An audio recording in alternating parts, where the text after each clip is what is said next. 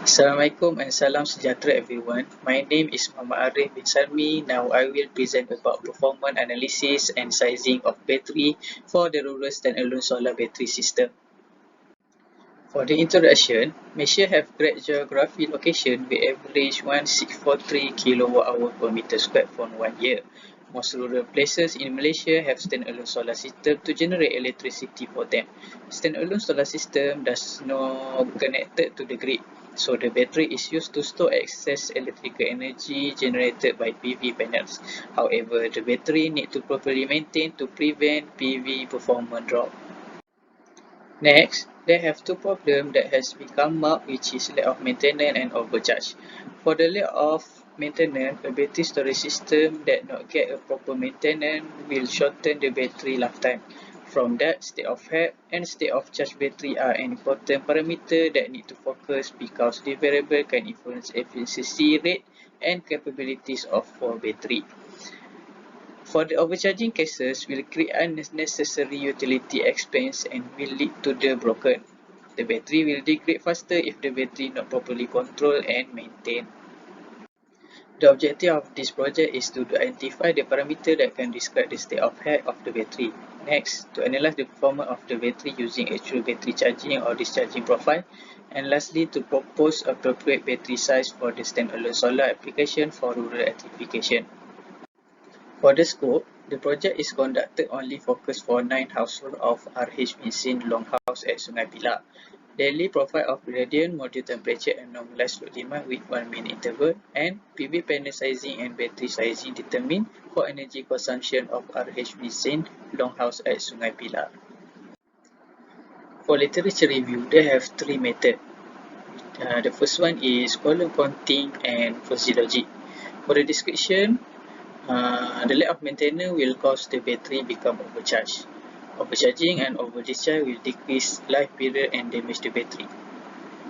SOC is important parameter to know the energy left in the battery to avoid overcharging and overdischarge. The main system that used is lithium ion, 12 volt and 100 ampere. The discussion about this method is SOC estimated using cooling counter is compared with the actual SOC and error value is obtained. This error and change in error are given as input to the fuzzy method. The output of SOC hence obtained is a result of combination of fuzzy method and column counter. Next, the second method is electromechanical impedance spectroscopy. The description of this method is prediction of state of charge of battery has become a pivotal part of battery management.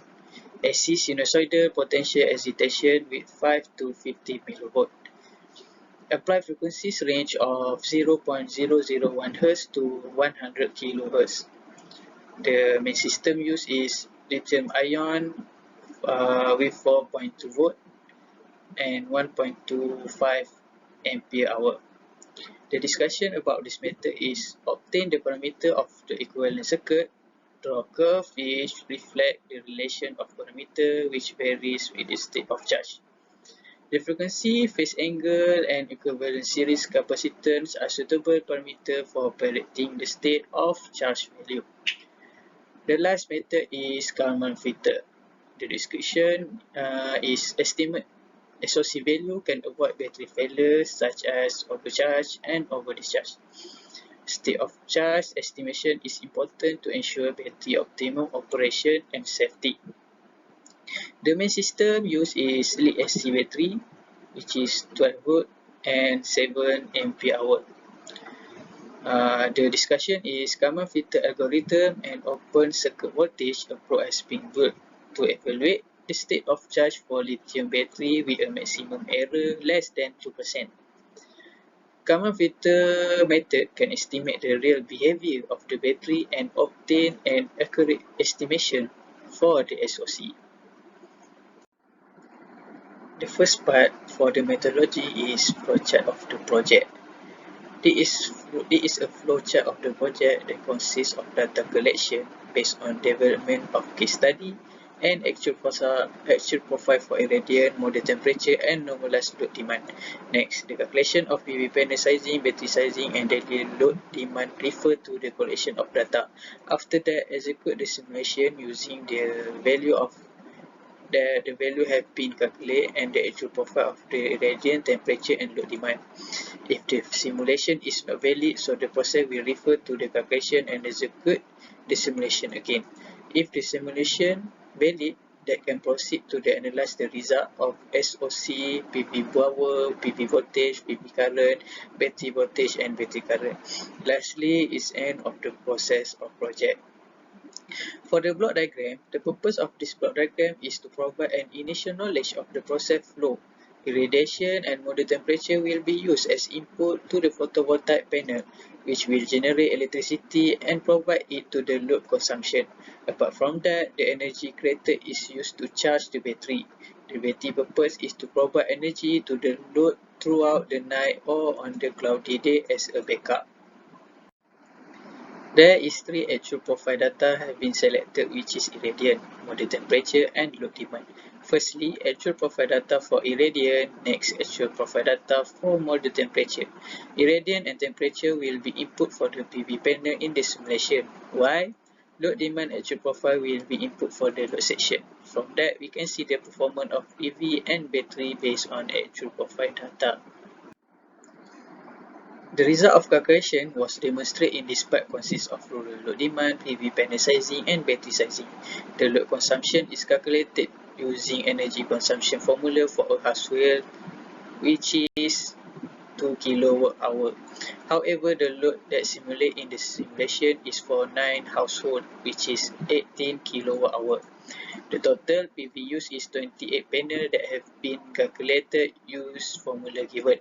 The value of sun per hour estimate is 4 hours for calculated the PV power that can supply to the 18 kW of load. Next, battery sizing was calculated using formula given. The 48 volt system voltage used because the load was too big.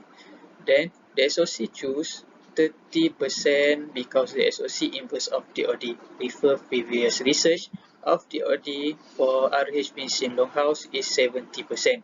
So the battery pack required this longhouse is 48 volt with 1891 ampere hour and 30% of SOC. The simulation circuit consists of PV zone, load zone, and battery zone. The PV zone get input from irradiance and model temperature actual profile. Controlled by the MPPT to manage the PV panel performance because it boosts the efficiency of the solar panel by monitoring the maximum power point tracker. Next, the load will inject with the load demand profile from the load, not just the from that the load, not just the constant load. Lastly, the battery zone that have battery control using PI controller and use switching for changing between charge and discharge mode. For result and discussion, the first result will be discussed about performance of PV panel. The first graph is irradiance profile for 31 of May 2014. The irradiance will become higher when the warmth of sunlight high.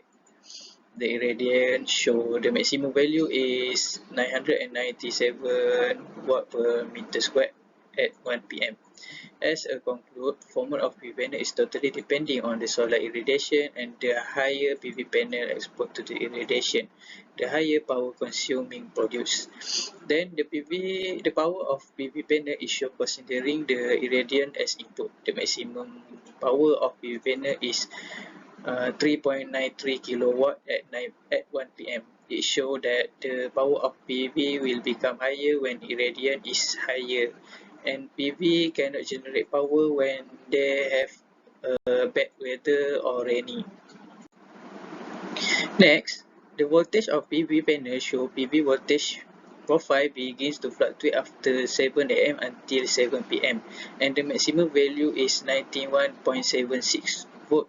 Also at 1 pm. After that, the behavior of PV current profile same characteristic as usual as actual 31 of May 2014 1 minute interval daily solar irradiance profile and PV power for PV panel, and the maximum value is 93.71 ampere, also at 1 pm. Next, the next result will be discussed is about performance of battery storage system. The load demand profile for RH Vincent Longhouse steadily decreased from 12 am. It is because the resident is still at the workplace. After that, drastically increased around 6 pm to 7 pm.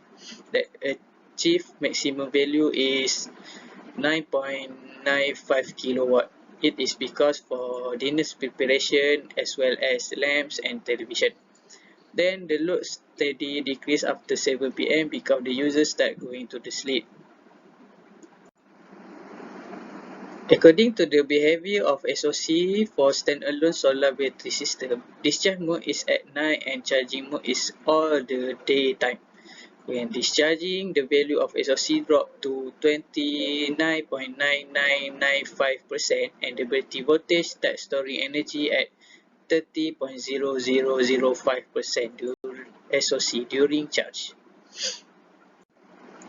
The battery voltage for standalone solar battery system display that voltage is increasing when in charging process with 51.29 volt, whereas during discharging it is 51.27 volt.